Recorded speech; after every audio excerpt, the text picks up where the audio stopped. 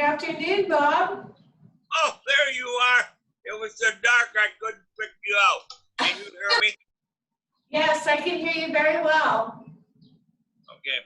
I won't talk quite so loud then. How are you doing, Bob? We won't talk about that. I was coming down to see you today, but I didn't. Yeah, what happened? Pardon? I thought you were going to come in and help host the meeting from here. Well, I didn't. I didn't do it. So we'll try to get through the meeting this way. Who else you gonna have join you in that room besides Dawn? Just Dawn should be joining me. All right. Oh, there's Doug. Are you here, Doug? Yes.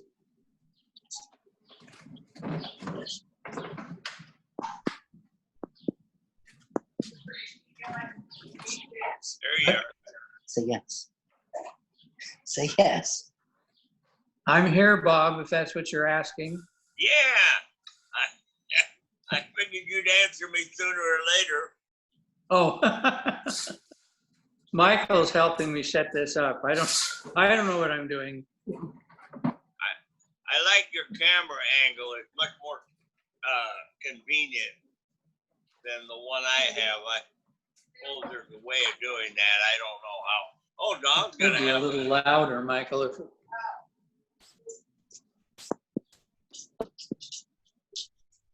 Looks like it's as loud as it can, but Okay, you're just loud enough. You're wonderful. You're clear. But we're hearing echoes in that room again. hello.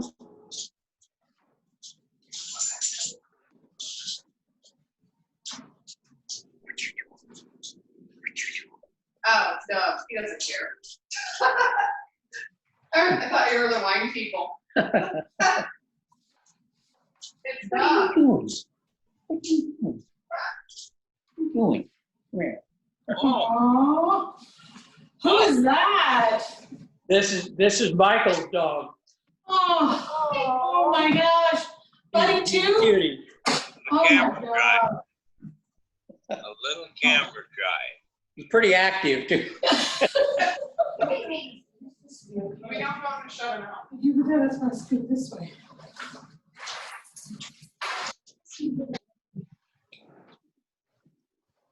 Paula, Yes. is there any way that we will know if we have anyone in the audience that would want to acknowledge that they was in the audience? I could butt in and tell you. Well, If I see someone with their hand up, I'll call that to your attention. Is that all right? well, one of our things on the agenda is call for public opinion on any subject that is not on the agenda. But that's kind of hard to do if you don't know if there's anybody there. When you see your screen, do you see everyone's faces or just one face at a time? Okay, Bob, just asking. are you on a computer right now? Are you asking me now? I'm losing you again. Go ahead, Bob, talk to me. are you on a computer now? Yes, I'm on the computer. Okay, so if you have a couple of different ways that you can view the meeting. You can view it so that you see all the people that are there, or you can view it so that you only see the active speaker. Okay, now I see three. Oh, yeah, three of us is all I see. Okay. And now you should see that Forrest has joined us. Hi, Forrest. Hello. Yep, So there it's- it is. So that's how you'll see. You'll also, if there's too many people to fit on the screen, there's a way to toggle over to the next screen and see who else might be there, but I don't know if that option works for you or if that's just for the host. Well, I guess the question I was really asking is, people could do this over the phone if we acknowledge. If they Correct. only had a phone connection, we would Correct. have to know they were out there listening. You would offer the opportunity to speak, and then they would have to speak up and give their name and address and tell us what it is. Okay, that's all I need, because it's kind of like I don't know who I'm talking with, if you understand. There's a phone call. Right. They haven't identified themselves. Yeah, this is Eric. I've called in. Oh, hey Eric. Hi Eric. All right, we're getting there. Yeah, my computer wasn't working, and besides that, I'm out of town, so I'm in the park in Dayville talking to you guys. Dayville's a nice town. I think so. It is. It's got a very nice park. Right. I don't know why it's going waiting, but Somebody's got Surprised they got internet connection, so they're kind of between everywhere.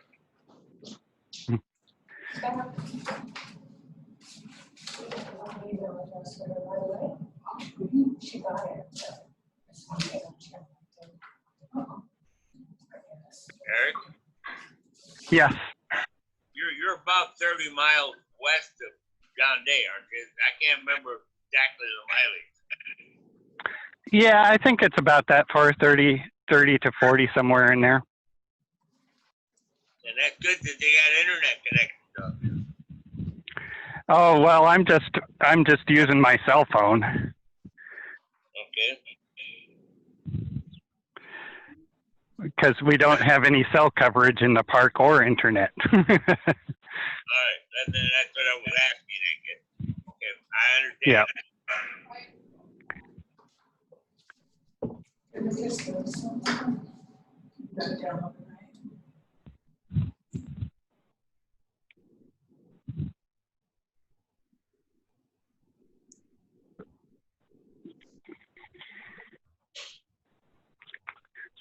Well, it's 4 o'clock, according to my timing. If we got a quorum, We do. okay then. Do you have any reasons why we shouldn't open the meeting? No. We're all set, Bob. I kind of hope that we would have force here anyhow, but we don't seem to have force, right? I'm here. Bob, we have 5 members present. We're good to go. The only people not present are Tim McLaughlin and Donna Lawrence, and they're not voting member. Oh, Randall. Scott Randall. Scott Randall is our new representative from City Council. He may join us here shortly. Okay, I'm having trouble understanding you. Your volume is good. I'm just having trouble understanding you, but you'll keep me up to speed. I know you will. So I'm going to call this meeting to order. The Landmark Commission of the City of the Dells is opening their meeting at 4:00 whatever, and we'll take roll call now. If Paula will do this, please. Beth Agee, Present. Forrest Ercoli, Here. Eric Gleason, present, Here. Doug Leach, present. and Bob McNary. Here. All right, Thank you. there's Forrest. I see him now. Okay, good. If we could go through this ritual of our Pledge of Allegiance, just because we've changed our format, I still think we need to do this. I cannot see a flag in our background anywhere. I was gonna bring mine in, but I didn't. Oh, there's one. Good. So, Don, you're standing there. You haven't had much chance to speak. Would you kind of lead us? Absolutely. I pledge allegiance to the flag of the United States of America and to the republic for which it stands, one nation, one nation, under God, indivisible, indivisible. with liberty and justice for all. Thank you. I see a new face jump in there somewhere, but it's wonderful. I hope that she's going to attend with us. All right, we have the agenda to approve it, and I will quickly highlight it's the minutes of our meeting in June the 24th, a public comment period, and then a public hearing for the Historic Landmark Commission application 180-02. And then we will pass the resolution after we've discussed the application. Is there any correction to the agenda? Hearing none, I will accept the motion that we accept it as written.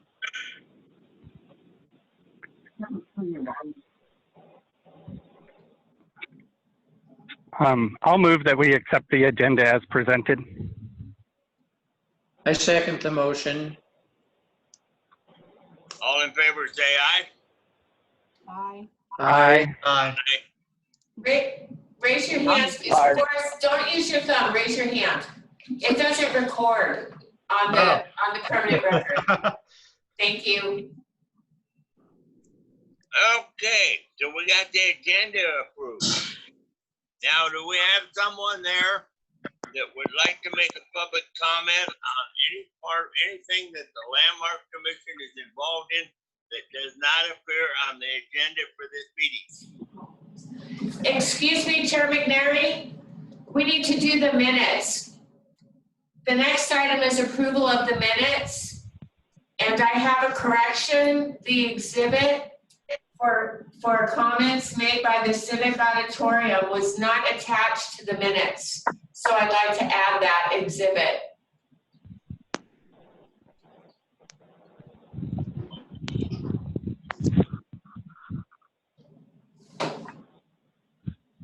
Doug, did you understand that? If you're my ear for that. How about you, Forrest?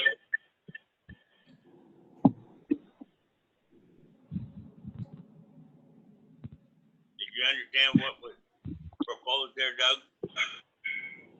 I'm here. Did you understand what Paula was telling us? So we have minutes that need to be approved. And she has an edit to the minutes to include an attachment. So she would like them to be amended with the attachment unless you have additional comments or changes that are needed. Okay. I'm still not real clear on that, but I'm gonna go to the public hearing next. Is that right? Okay. Wait, we need to get the minutes. The minutes need to be approved. The minutes. Can you hear us? Oh, pardon me. I see what you're trying to tell me. I jumped right over the top of that. Yes, Paula, sorry. All right, we need to approve the minutes from the June 24th meeting. I have found one small error on page 4. Eric Gleason was referred to as chairman, and I wish he was, but he isn't anymore, so we might have to change that. Sorry, say that again, Bob.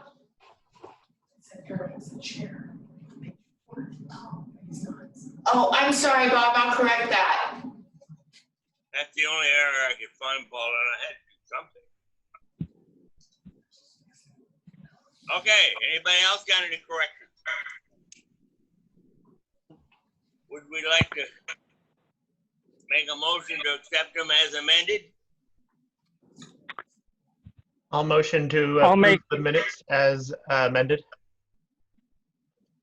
I'll second that. All right, I'm sure I got a motion and a second. All in favor, say aye. Aye. Aye. Aye. Aye. I'm sorry, Paul, I was overlooking myself. Michael? Now are we ready for our public hearing? No, we have Public Public comment. It's really loud and I pushed that and it didn't go down. So Bob, we have public comments now. And I don't think we have anybody here, but I do want to welcome Miss Bev Eggy, is the new member of our Historic Landmark Commission. And I think everybody here knows Bev. She and her husband own a few historic houses in our Trevitz National Historic District. So she has a love of the everything historic, I'd like to say. But welcome, Bev. Thank you. You've Thank you. helped us out. We're excited to have you here. Happy to be here. Thank you. Well, I keep seeing that face flash on there, and it was a pleasant thing, but I couldn't quite place where she fit into this. So now I know. Thank you very much. Thanks, Bob. Now, have we got the introductions? So we're ready? I'm counting down here now. We both have 7 participants dialed in here. We'll see how that works out. Okay.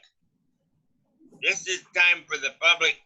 I'll get my rules and regulations out and try to read clearly and denounce properly. This is the time for the Historic Landmark Commission to conduct a public hearing for a request for application 180-20 from Anthony Zilke, and it is for approved enhancement to facet and the windows, doors, and exterior paint.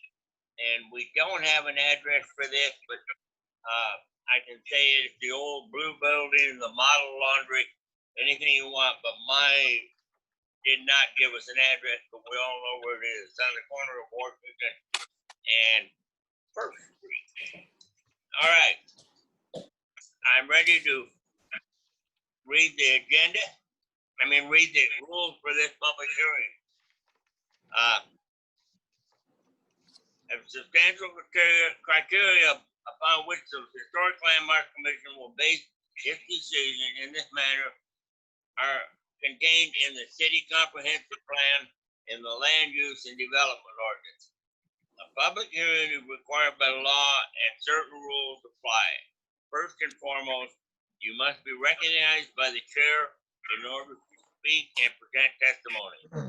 Then, when recognized by the chair, please proceed to the microphone and state your name, mailing address for the record. The hearing is required by law to be tape recorded. Generally, the public hearing proceeds as is following. Prior to the public hearing, a determination will be made on the applicant's qualifications as a commission member. We can do that now if you want to. Is there anyone want to challenge the qualifications of any members of the commission? Hearing none, I will proceed with how this meeting will be conducted. I will open the public hearing with a staff report. The purpose of the staff report at this point is to further identify. Too fast?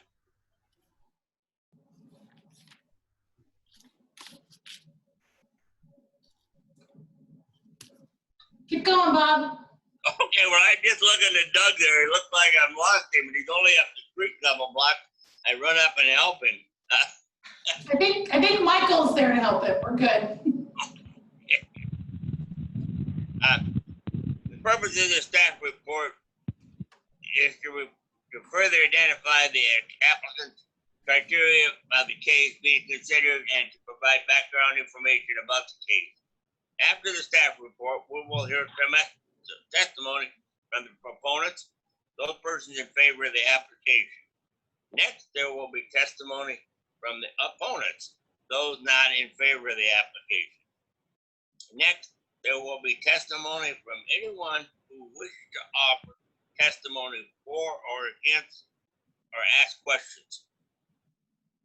Then, to honor the right of rebuttal, we will again hear from those in favor of the applicant. application.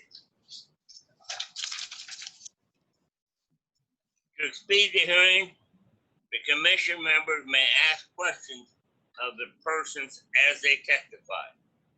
When this process has been conducted, we will close the public hearing portion of the hearing. To begin the hearing, some important standards apply. First of all, those who testify must hold their testimony to the decision criteria, as in all land use hearings, there are complete sets of rules, procedures, and criteria we must follow. Second, failure to raise an issue accompanied by a statement or evidence sufficient to afford the commission members and the parties an opportunity to respond to that issue forecloses an appeal to the State Land Board of Appeals based on the issue. Third, the failure of the applicant to raise constitutional or other issues related to proposed conditions of approval with details specific enough to allow the city to respond to the issue precludes an action for damages in the circuit court. Fourth, prior to the conclusion of the public hearing, any participant may request an opportunity to present additional evidence, arguments, or testimony regarding the application. If such a request is made, the law states the commission must grant the request by either continuing the hearing to a time and date at least 7 days from the date of the initial hearing, or the record must be kept open for the period of at least 7 days. That is our operating rules. Is there anyone that has any questions? Hearing none, I will pick up my paper clip and straighten out myself. I've already asked if there was anyone that wanted to check the qualifications of any of the commission members. So we did not hear any of them there. What did I do? Turn this over? Okay, here we go. We'll be all right. And everybody's been waiting for me to do this. Is there any member has an El Patre contact? Ex parte? With with the interest of this, that would be biased, and we're not allowed them to make an impartial decision in this manner. And I think I have to kind of poll you members to speak up and say yes or no. I'm waiting for someone. I'm saying no, I have nothing. I have no. Jack. This is Eric. So I own an adjacent property, and I've talked to Tony a couple of times just in passing, and he also sent a copy of his plans off to me, but I didn't really make many comments about that to him at that time. So I think I can be impartial on this matter. Thank you. I don't have any conflicts. Anyone want to challenge Eric on his decision? I have no problem there. Hearing none, we will go now. I think is the time to give the staff a chance to make their opening. If I haven't got my papers all complete, I didn't drop them on the floor. I just turned them upside down. Go, Dawn. I think you're up to bat. Okay, it's my turn. So thank you, Chair McNary and Commissioners. As Bob stated, his application before you is for the Anthony Zilka, and he's planning to, it's known as the Blue Building, is what we commonly call the Lutch, Miller and Company. They're looking to add modifications to the facade of the building, which includes windows, doors, and paint. We did publish, I'm gonna go ahead. Yeah, how is, do I just do it here? Yeah. Oh, wait, you have to Oh. say share screen. Oops, oh, Never shoot, mind. sorry. Go to the top. Oh, no, bottom, center, green box, share screen. Okay, I've got a slideshow for you guys, right here. Okay.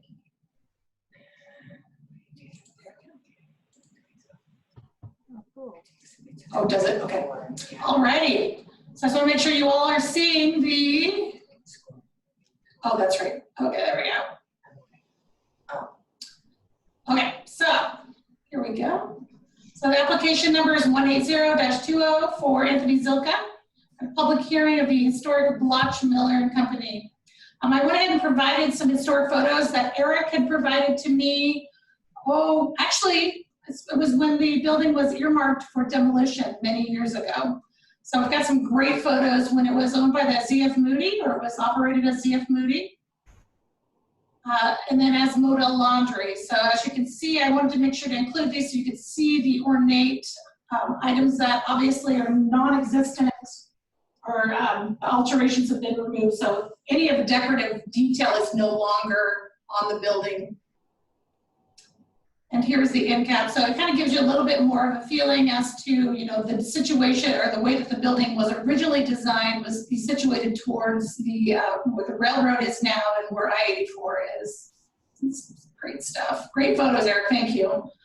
So this was a fire that occurred in the Moda Laundry. I did not have any historic data that explained the date that that actually occurred. Eric may know, I couldn't find it in the inventory sheets. Yeah, that fire was in October of 1958. 1958. Okay, perfect. Thank you. And then this is this is pretty much what I remember seeing this building as a child, is that it was the Wonderworks Children's Museum. And as you can tell, there's a drastic difference from what was once an ornate, very ornate building down to pretty much it looks like a CMU block building. To provide you a little information, the property is located on the corner of First Street and Washington. It owns a little bit of the parking lot area to the rear of the parcel. As Eric mentioned earlier, this is the building that Eric owns, right, that is in close proximity to the application. The applicant provided a site plan, which basically is kind of shown with what they've got there. There's no plans at this time. They actually show sidewalk grade, so this is actually a lower grade. The sidewalk is elevated here. Some of the awnings on the front, and then the large building. So existing conditions. I did take these from the streetscape because Mr. Zilka had already started to paint the building, so I wanted to show you what it looked like prior to now. So it was known as the blue building, and you can obviously tell why. So this is the east side of the building. This would be the north side of the building. And in the west side of the building, there you can obviously see some remnants of the old historic window poles that were there. And you can tell that there's obviously a story, or half of a story, that was removed with, I'm assuming that was the fire when that was removed. This is the alley side. So there is one existing door and a couple windows. So south side. So as stated in your staff report, the developer is planning to do some enhance and restore the building by adding windows, doors, and paint. There's the east elevation has 4 existing windows and 3 existing doors that will be restored. And then he plans to also add 10 new windows. West elevation has 2 existing windows, and they'll be restored, that'll be restored, and 22 new windows and 3 new doors to be installed. The north elevation has 2 existing windows and 1 existing door that will be restored, and then 1 new window and 1 door that will be installed. And then the south elevation has 2 existing windows and 1 existing door that will be restored. The plans are to paint the building as you, and you'll see at the end that it's a dark gray and we will have black accents. So as stated, this rendering shows E standing for existing windows, and then the N would be for the new doors. So this would be what you're seeing on Washington Street. And so what I ended up doing was I showed the proposed, and then I showed what it was historically to kind of get an idea so you could see them. I should have put them on the same slide, as I apologize for that. So it kind of gives you an idea that they're looking to do some windows on the upper half that will be similar to what was originally on that building, excuse me. The proposed west facade is going to be the one that's going to have the major impact, or at least the visually it's going to be making a big difference. Oh, I didn't get them. I did have one here. I'm going to go back here. So here's the historic, it kind of shows some of the historic. I don't have a good historic photo of the back side of the building. That kind of gives you an idea. Okay, and then this would be the north elevation. So this is what is running parallel to First Street and facing the railroad and First Street. And that kind of gives you an idea of what historically it looked like. So there was obviously have a traditional storefront here, and then the windows on the second story were here. They're just planning 2 doors. It's 4 windows on the top. This is the alley view, the view from the alley, which includes the 2 windows and the 1 door. Those will be restored and remain. So this is actually the proposed color scheme. It's not the greatest because I think the way that I scanned it did not go well. So this is actually a dark gray.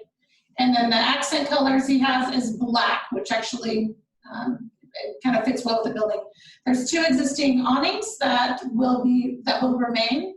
And then the plan is to obviously paint the remainder of the building.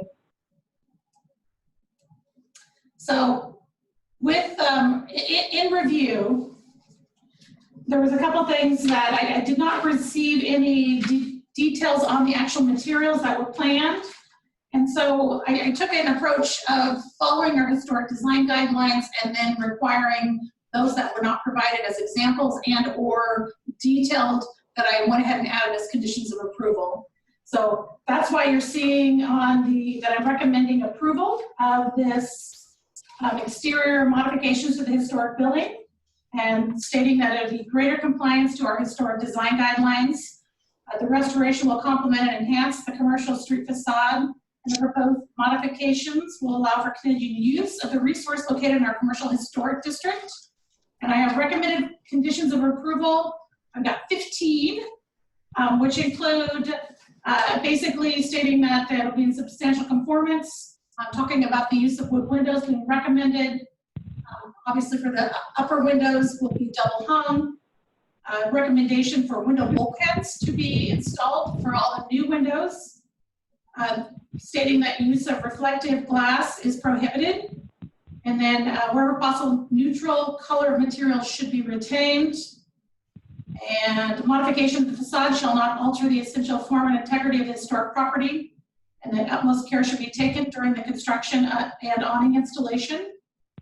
Applicant shall submit a building codes, a permit for two Wasco County building codes.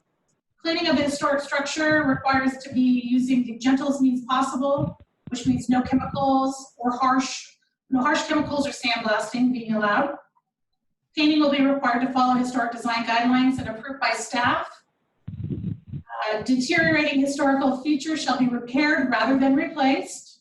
And when something is in the severity of deterioration, the distinctive features shall match the old design color, texture, and visual qualities wherever possible. Replacement materials for restoration should be compatible in quality, color, texture, finish, and dimension of the original. The applicant is required to notify the Community Development Department of any alteration of any approved plans. Number 14, applicant will need to submit appropriate application prior to any new use of the building. So he does have some plans for use that would have to come through a separate process through the planning process.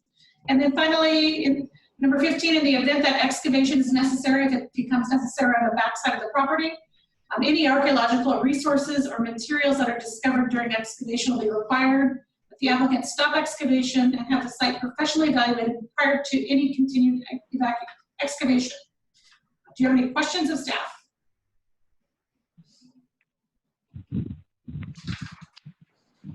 I guess I just have a comment on the last condition, the archaeological one. Since the building sits on a documented archaeological site, even prior to excavation, the applicant will be required to get a permit through the State Historic Preservation Office.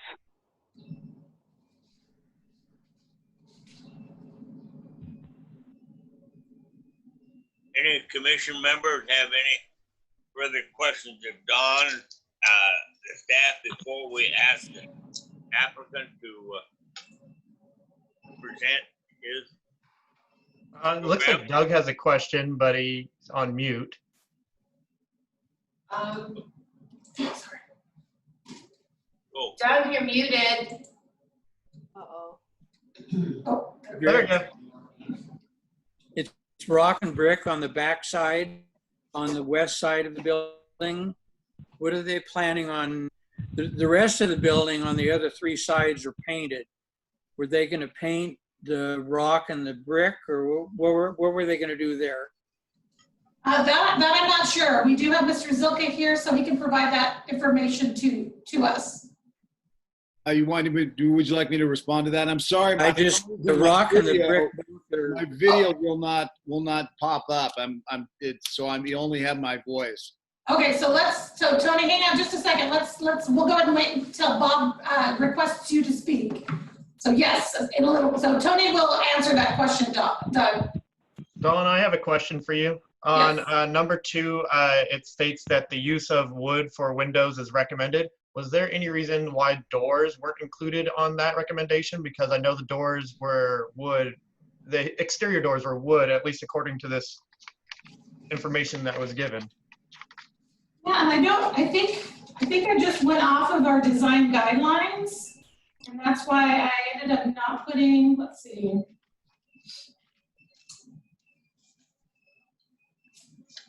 I just didn't include doors. I mean, if that's something you want to, I mean, that could be a recommendation. It doesn't appear.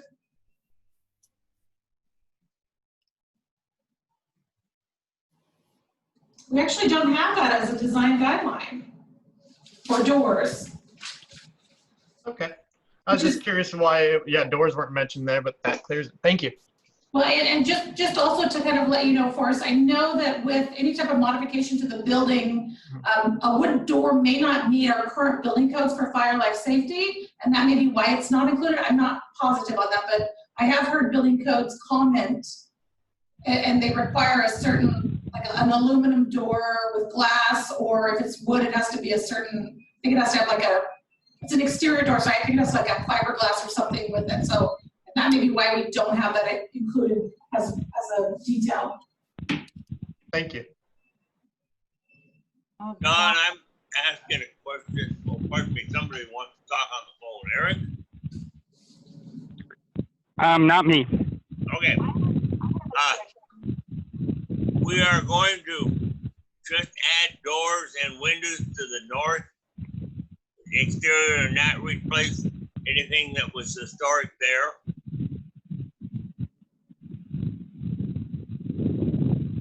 No. According to the picture I see, all we get is the new doors, but the real historic look of that building was the north surface, north wall. According to the old photograph. Yeah, there were two kind of facades, both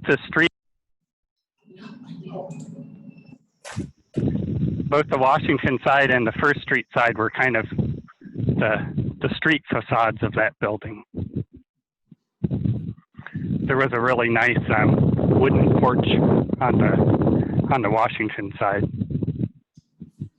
Well, there's a balcony there, but the north side had the many windows in the upstairs. I think there was 6 or 7 windows in the upstairs, and a lot of lower window doors are all covered now with cement block.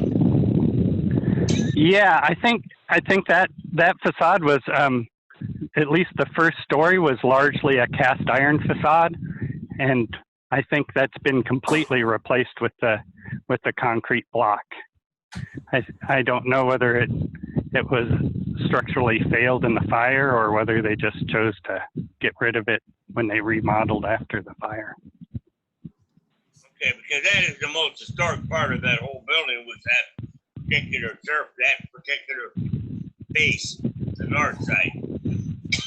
And if we're restoring something historic, it would seem like we'd be working hard at trying to replace that. All right. If no other questions for staff, I would like to hear the representative or Mr. Yoki? The applicant? Yeah. Would you step forward and introduce yourself and give us an address and go ahead and tell us how wonderful you're going to make this building look. Well, Tony Zilka, Anthony Zilka, 205 Washington Street, The Dalles, Oregon, which is where the building is. First of all, I want to thanks for being here, and thanks for making the building available to me, because we're really enjoying it. We love the building. I'll answer a couple of questions. The north side of the building, which I believe is the First Street side of the building, after the fire, that I believe in my forensic look, or how it got handled, was the face of the building on that side was demolished, taken away, total and complete, and replaced with CMU block. And then that CMU block represents the new face of that building. So none of the historic, that beautiful face of that building exists at all, inside or out. And then so to recreate that, first we'd have to get a brick texture to give it that look. Right now it's a CMU texture. And I think that there's some products, maybe even a stucco product or something that we could look at down the road to make that look better. But I think windows and doors are going to brighten that side up quite a bit, especially when they make that a promenade. As far as exterior doors, I really plan on using wooden doors unless the city says, if there's a code that says I can't have wooden doors. Most exterior doors are fire rated being wood. Commercial doors sometimes like to be aluminum or metal in a way because they last a little bit longer and they close a little bit harder. But I like a wood door. It's a better door for that feature. We can get a bottom kick plate that looks like the rest of the doors. There was a question about the back of the building facing the parking lot and Eric's building. I don't want to touch that at all. I love that look, those stones. I don't want to do anything but add to that with the windows and doors. Painting it is a maintenance issue, and I think it would really detract from just how beautiful the work was in the original form, and that's some of the only original form. So I don't really have any plans to change the parking lot side of that building. Those are the questions that I heard. Was there any other questions that I can answer?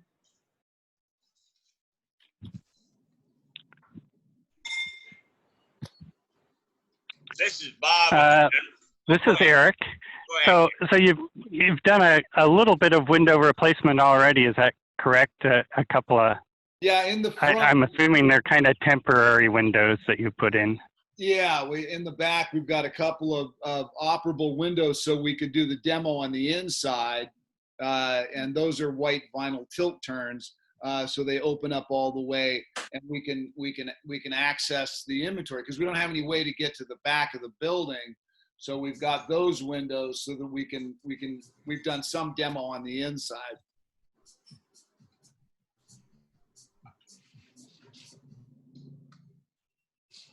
And so is your plan to? I just have a couple more questions. So the question about the replacement or the windows that you're going to put in, are those going to be wood double hungs? Is that what you're planning? Absolutely. Yeah, I love the double hungs. Okay. And that's going to really give it the look that we want.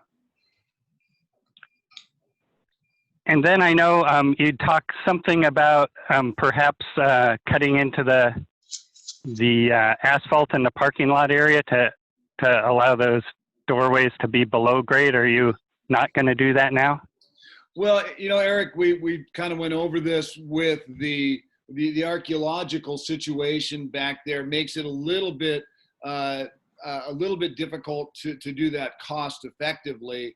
So there's we have, according, and help me on this one, we have about 9 inches of freeboard, apparently according to the archaeological society or archaeological people that were there, we've got some room to drop down maybe one step.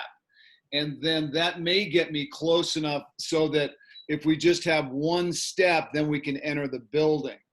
If we have to go more than that, at least we're only going a certain amount. We're not having to get in with a D8 cat and dig the whole sidewalk up. Yeah. Yeah, that I'm sure you're. Yeah, I think any kind of excavation out there, you're going to have to consult with the State Historic Preservation Office, because as a registered site, they're going to have to kind of approve it. So yeah, right. And exactly, that's what he also said, was that no matter what you do, there's a permit process for excavating. Yeah. And the 9 inches was kind of like, you get your permit, you're okay for 9 inches. After that, you better be ready to have it looked at. Yeah. Yeah. And with you there, we've got a man on the scene.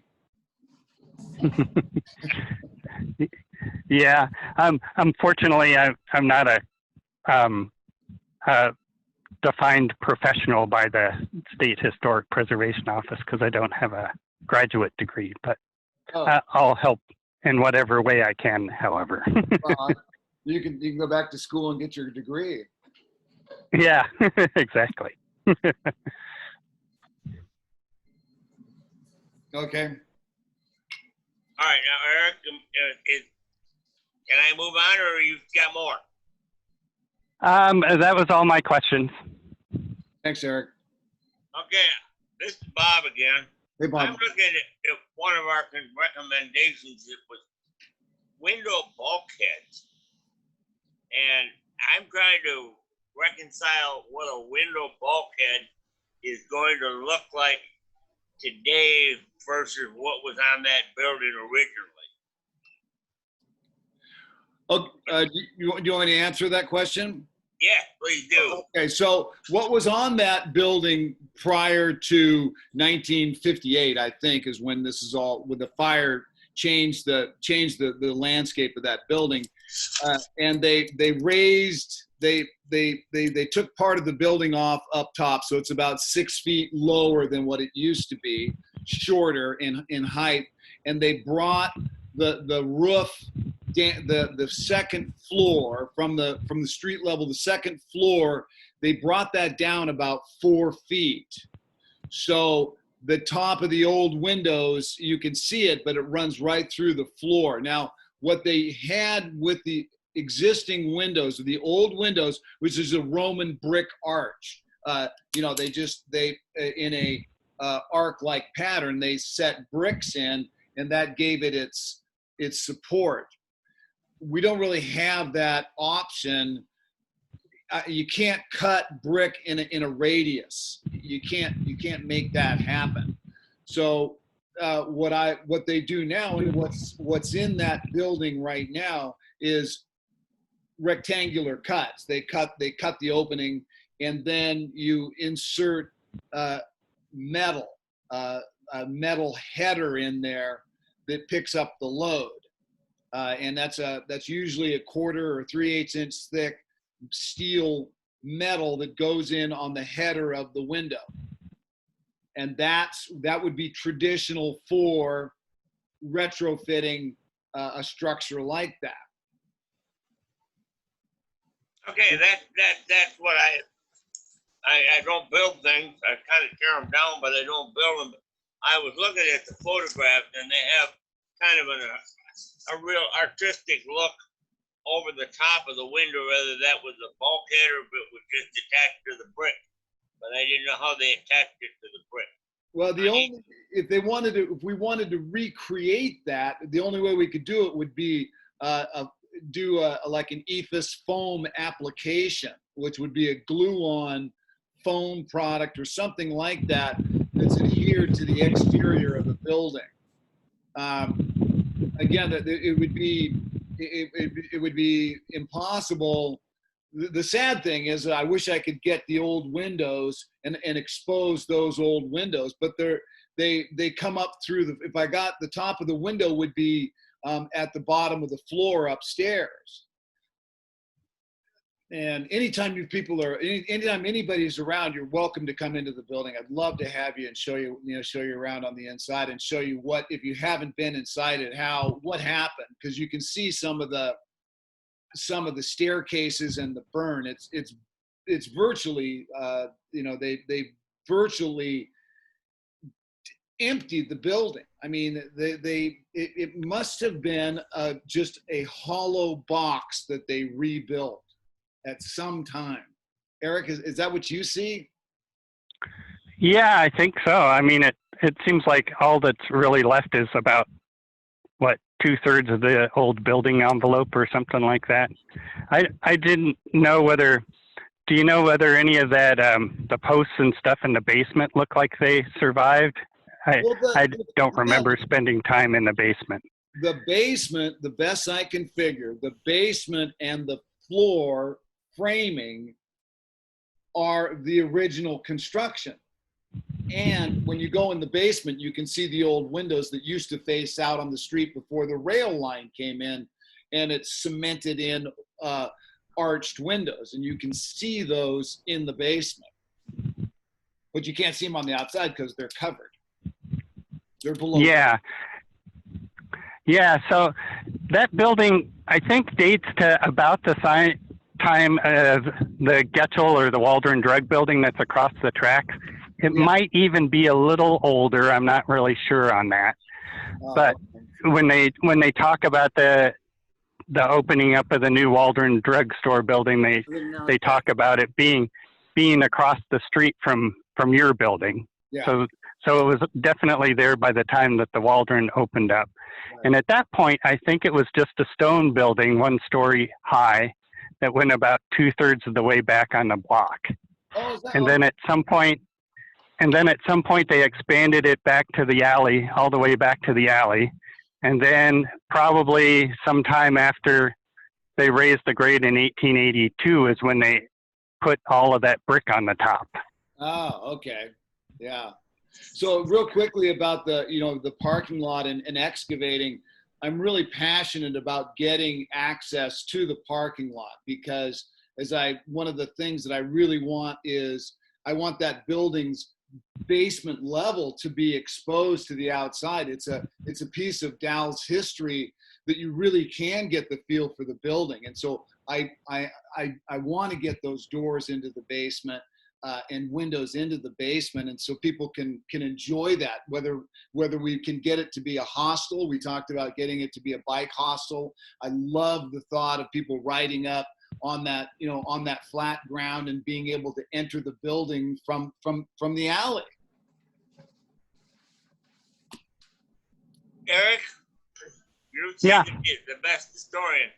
The basement that we are considering now, which is at the elevation of the parking lot, there was not another basement under that at the time they refilled?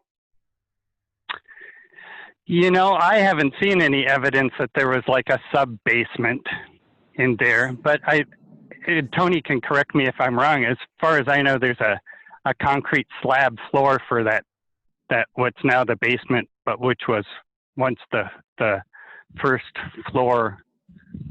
Yeah, the footings, there's a concrete slab floor. It's a pretty dodgy one. It's we call it a rat slab. It pitches and rolls pretty good, but also the footings for all of the post and beam sit right just proud of the rat slab. So if there's something below that, I haven't seen any evidence of it. It'd be awfully cool to find some. Yeah, I know some of the early articles about that building talk about it having a water-powered elevator. So who knows what that evidence that would have left. Well, lots of the buildings in the Dalles had that. They call it a flood. Yeah. Every few years. Yeah. Well, you see, my question is asking because it had never been sufficiently answered to me.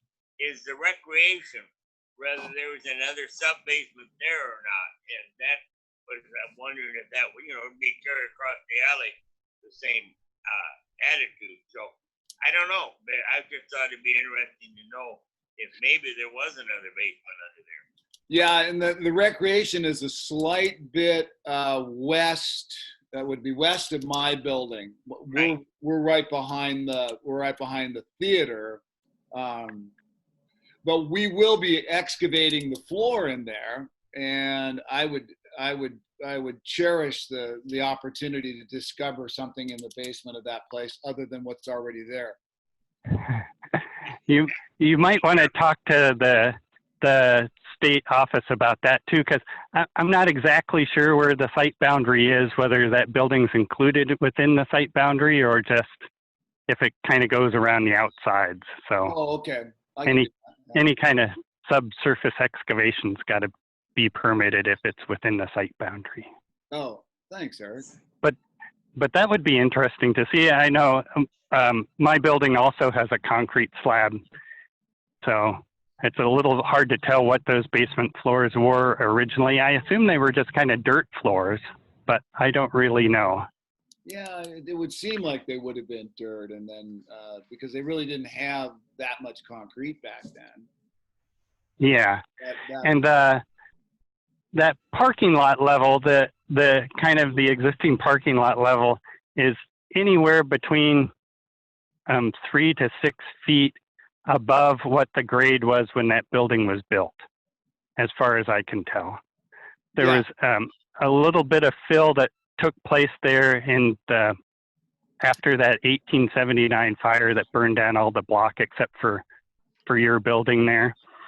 And I think what happened at that point, although I haven't been able to verify it, was that the railroad was going to raise the grade out in front, and everybody assumed they were going to raise it about 6 feet, so they built those new 1879 buildings all about 6 feet above what the original grade was. And then when the railroad came through in 1882, they actually raised the grade up about 12 feet. So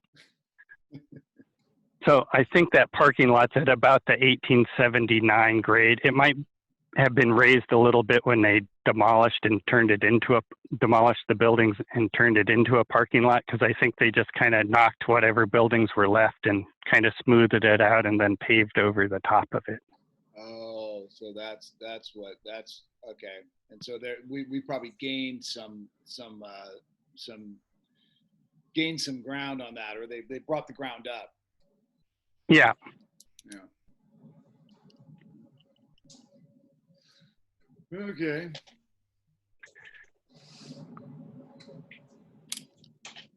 Is anyone else? I'm hearing something in the vague background, but I don't know where from. Anyone else got questions of the applicant?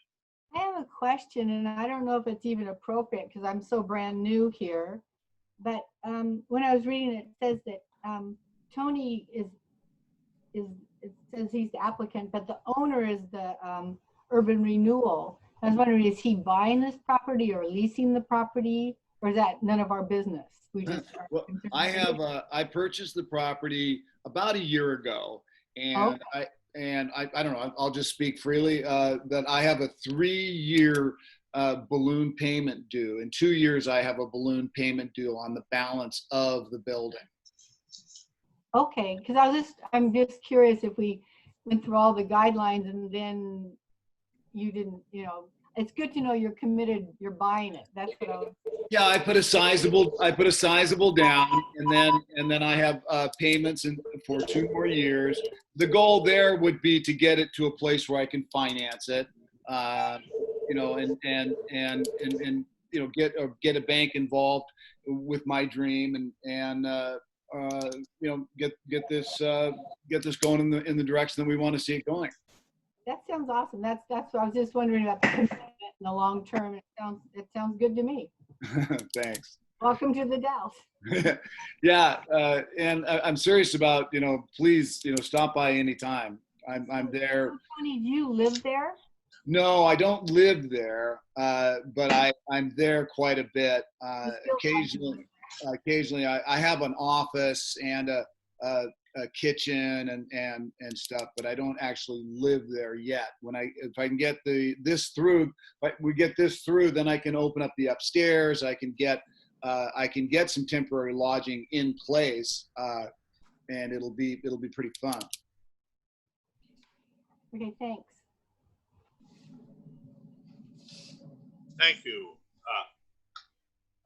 Anyone else got questions of, I don't know that I've seen a longer list of recommendations and conditions. I think you've covered a lot of ground there, Don. Lots of them that we really haven't discussed much today, as far as materials and so on and so forth. I looked at the west face a lot Sunday, and I can see that it's going to take a lot of work to actually make it look, what shall I say, historic. It's been painted and repaired and patched, and now you're going to come along and cut a whole bunch more windows in it. It'll be a challenge. Well, you know, now the faded and those old windows that got filled in, that's all part of the patina. That's the leather of the building. And if you come into my building, I have some exposed interior walls that show the fire, and you might really, in part of that fired area, you can see the old windows that were bricked in, and it's kind of it's a bit of a roadmap of history for the Dalles. And having pictures, and I want to have pictures in the place so people can see what that building went through. That building went through a lot in its lifetime, and it's still standing. I can agree with that. You can look at it, and we're very fortunate that it was a good enough quality brickyard to make bricks that have existed and not deteriorated over all these years. Yeah, they're beautiful. They're beautiful, and the stone is beautiful. Okay, is there anyone there that wants to testify against this application? So Bob, there's nobody else in the audience. All right.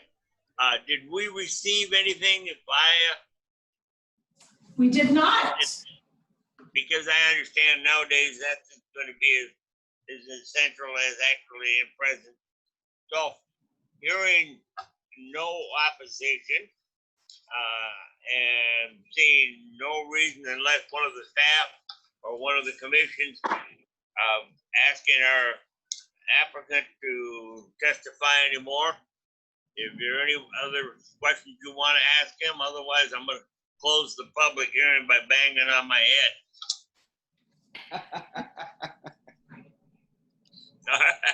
I'm going to say that we're ready to close the public hearing, and now we are going to deliberate as commission members on this application.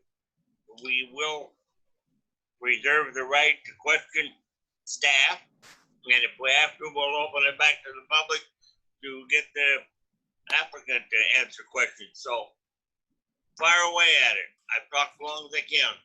So Chair McNary, I can go ahead and provide you with a couple revisions based upon some of the comments that were made, if you would like me to do that. Specifically to condition of approval number 10 regarding the painting. I would suggest that we add a sentence at the end that states the west facing facade will remain unpainted, which is what Mr. Zilka explained. And then modifying number 15 to read, due to the area being a documented archaeologically sensitive site, the applicant will be required to obtain a permit from the State Historic Preservation Office, and the site will be required to be professionally evaluated prior to any excavation. Yes. I don't take notes. That sounds good to me. The idea. Okay. Anybody else got anything here now that you want to talk on, or you want to make a motion to accept or reject? Or I'm just here to answer questions.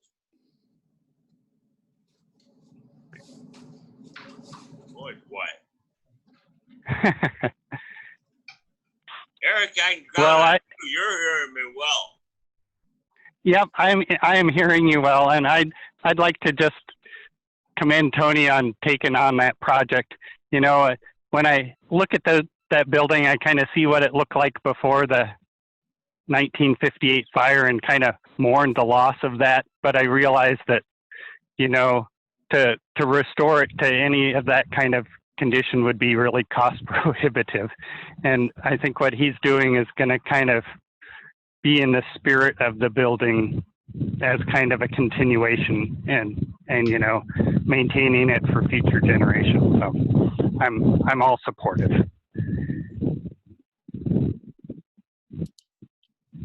Doug, you're out there. You're an old timer in this town. What are you thinking about the old model laundry? I think Doug's mic gone. I don't know what he asked. Oh, I didn't understand you, Bob. I think that what he's contemplating doing is fine.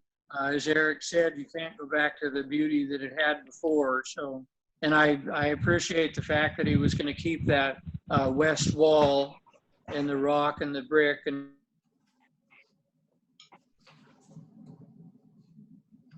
Thanks, Doug.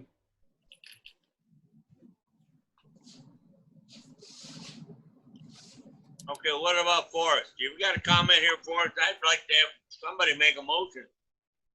Well, I just want to comment. I like the wood door thing, but I guess I'll make a motion to approve resolution HLC 169-20 with the conditions of approval as edited. I would second the motion. Wait. Good, we're strong on. If there's no further. Oh. Did you get that, Paula?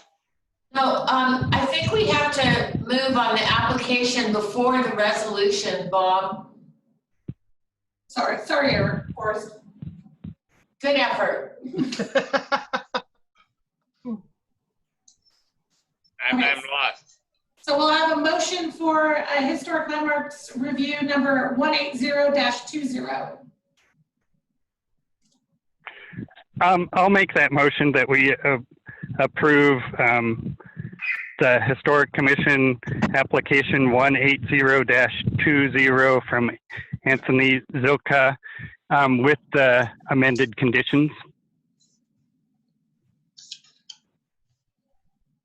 I will second that. All right, now we got a motion that we haven't seconded. If there are no further discussion, I will call a roll just for my own use. Your vote. Eric? Aye. Forrest? Aye. Doug? Aye. Bev? Aye. And Bob is going to put aye. It's going to be passed unanimously. Awesome. So, you have got almost there, young man. You're almost ready to start building. Call the brick mason. You're going to be pretty proud of that building. All right. At this point, I would like to go to and get the resolution approved. We're running as late as we need to run. So resolution HLC 16920 for the approval of HLC 18020. I recommend we approve. I make the motion we approve. I'll second that. Huh, scared me to death. I've been holding my breath. I didn't think it was gonna happen. Any comments at all? So let's have another roll call vote. Eric? Aye. Doug? Aye. Forrest? Aye. Bev? Aye. Bob? Aye. It has been approved. Now we've got all the technical stuff done. We're down to the staff commission. Oh, wait a minute, should we, with the conditions of approval, should have been on that motion? No, well, they were included in the approval of the application, so they're included in the approval of the resolution. Correct. Okay, I'm sorry, I didn't pick that up when it went by. Okay, now, is it legal? Are we legal, Don? We're legal. We're good to go. Good. So now I can turn over another page here and see what the staff is wanting to tell us. We're having a special meeting one of these days. We are. So just in terms of staff comments, at this time, we are still planning to have Zoom meetings. We have not been given any type of clearance to go back to an in-person meeting. That may occur, that it may not. So just kind of, as soon as I find out, I will let you all know. I honestly would not anticipate anything for another month at least. And I don't really have anything else other than I will be starting to be a little bit more active with our grant and working with a consultant to get moving forward on our expansion of our walking tour. I'm really kind of bummed that what happened with the pandemic, we didn't have any control over, but I think that once we get the tour boats in town, that we'll see an influx of use on that walking app. The other thing, we do actually have 2 applications that, due to the 4th of July holiday, we were not in the office on the day that we needed to receive applications by, which then we received 2 applications, and that's why we ended up having to go to the August meeting. Both are in a time crunch, and it sounds like we will have a quorum, so we'll have 2 public hearings on the special meeting of August 5th. One will be Sunshine Mill, will be an expansion, and the other will be a house in Trevor's Historic District for a fence and a driveway to the rear of the property. It's the old Clifford House.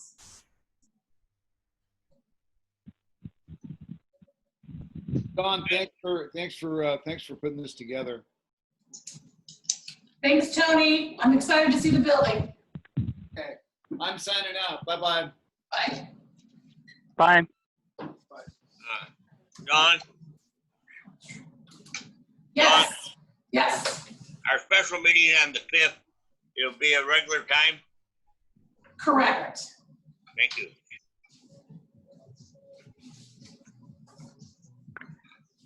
All right, here we are. Doug, you're here and you're there. If you got anything you want to add to this meeting tonight or anything you've seen in the neighborhood that I wanted to thank Bev for joining us. Welcome. I'm excited to be on this committee. I'm really into history. I like old stuff. Yeah, I'm glad to see Bev here too, so thanks for serving. And I just wanted to apologize. At the end of the last meeting, my speakers went out on my computer, so you guys probably saw me and were wondering why I was so uncharacteristically quiet. I was uncharacteristically quiet because I couldn't hear what anyone was saying, but hopefully I'll get my computer fixed before the next meeting.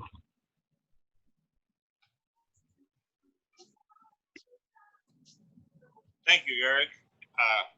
We hope you do too. We just figured you was on hand. That was no problem.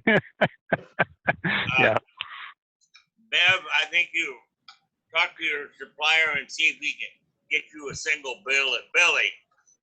You don't need Alan's name there with you. Oh.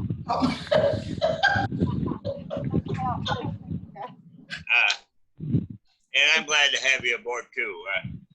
We need as much diversity as we can get and as much knowledge as we can get.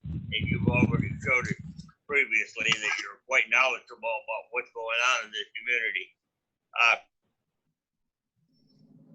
We had a urban renewal meeting last night. I did not try to attend it by Zoom. Any thought yet, Don, on having a member of the landmarks least having a chair at the table. So, did you say you did listen in last night or did not? Pardon? You did not listen in last night. No. So I was there for part of the meeting, as much as my internet allowed me to be there. I presented on the Granada Theater walkthrough just to ensure that they had met the requirements of the Urban Renewal Agency. And there were discussions about next steps in terms of, we're obviously having some change. Our director is retiring. There'll be somebody coming into that role, and pretty much they had a discussion as to what will urban renewal be. There's it sounds like a mixed bag of ideas and suggestions as to one commissioner wants it to be completely absolved and go back to the city council to make a decision. And it sounds like there's a couple that aren't really sure what's going on. So I think they're going to be meeting, and Paula can step in and correct me if I'm wrong, they're going to be meeting to just have a discussion about what their goals are and what they want to do, if they want to reorganize the commission or the agency, or how, what will end up happening. So I think that would be a great opportunity for us as staff to, recommend that a historic landmark commissioner possibly be involved a little bit more. I'll call it. They won't be meeting in August, but they will meet in September, and that is on the agenda, that discussion. Eric, you still there? I'm still here. I got you bowing out, and I keep looking up and I got a big green emblem in the middle of my screen. No, I unintentionally bowed out in the last meeting, but I'm sticking to the end in this one. Ah, okay.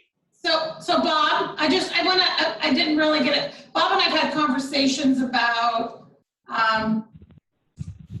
decisions that are made at urban renewal that could potentially affect a historic building, and how it might be helpful to have one of our commissioners be actively involved in maybe just advisory, similar to like the museum commission coming and being on your historic landmarks commission, just so that we would have somebody there that's kind of like a liaison. So Bob had talked about that before. So that was why he was asking about the urban renewal and getting a historic landmark commissioner seat on that with that group.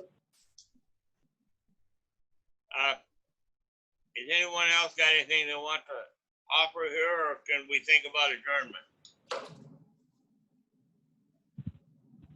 It sounds like a good idea to me. I'm not volunteering because I'm so new. Well, you can do that. This was painless. This is very painless. All you got to do is say, we ought to adjourn and turn it off. I'm going to accept that as a motion. Would someone second that we adjourn? I'll second it. Thank you. This meeting is adjourned, and I thank you both. And I'll be down to see you whenever it's convenient for you people. Okay. Thank you, everybody. Bye. Thanks, everyone. Yep. Good night. Thanks. Good night. Bye. Bye. Gee.